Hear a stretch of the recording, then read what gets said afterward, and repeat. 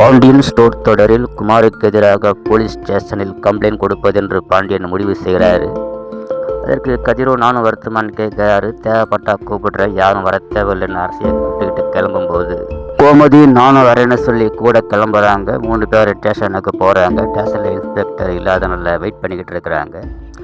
வீட்டில் மீனா, ராஜு, கதிர் எல்லாம் கும்பலாக நிற்கிறாங்க. நின்று பேசிக்கிட்டு இருக்கும்போது செந்தில் மீனாவை பார்த்து உன் மேலே ரொம்ப கோபம் வருத்தம்னு சொல்கிறாரு. என்னன்னு கேட்கும் போது அரசி தாலி கட்டுக்கிட்ட விஷயத்தை எங்ககிட்ட நீங்கள் சொல்லி இருக்கணும் அப்படின்னு வருத்தப்படுறாரு. அப்போ குறுக்கிற கதிர் அவங்களாச்சும் இந்த விஷயம் நடந்திருக்காதுன்னு சொல்லி அரசியை கூட்டு பேசியிருக்கிறாங்க, நம்ம அது கூட பண்ணலை அப்படின்னு சமாதானம் சொல்கிறாரு செந்தில்கிட்ட.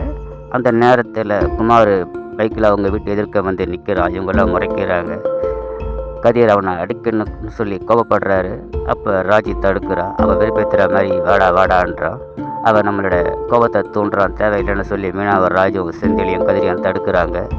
போலீஸ் ஸ்டேஷனில் வெயிட் பண்ணுற பாண்டியன், கோமதி, அரசி வெயிட் பண்ணுறாங்க. இன்ஸ்பெக்டர் வந்த உடனே கம்ப்ளைண்ட் கொடுக்குறாங்க.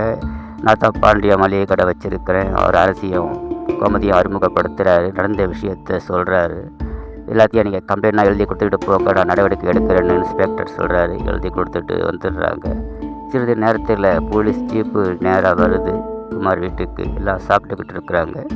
யார் குமாரை வேறு இன்ஸ்பெக்டர் கேட்குறாரு. நான் தான் அப்படின்னு சொன்ன உடனே உங்களை விசாரிக்கணும், உங்கள் மேலே கம்ப்ளைண்ட் வந்துக்குது, ஸ்டேஷனுக்கு வரணும்னு சொல்லும்போது அவங்க அப்பாவும் பெரியப்பாவும் எதுவாக இருந்தாலும் நாங்கள் வந்து வக்கீல்கிட்ட பேசிக்கிறோம், எங்களுக்கு மேலதிகாரிகளை தெரியும் அப்படின்றாங்க. எதுவாக இருந்தாலும் நீங்கள் ஸ்டேஷனுக்கு கூட்டிகிட்டு வந்து பேசுங்க, நாங்கள் இப்போ கூட்டிகிட்டு போகிறோன்னு சொல்லும்போது குமாரவேலு ஓடுறதுக்கு முயற்சி பண்ணுறோம்.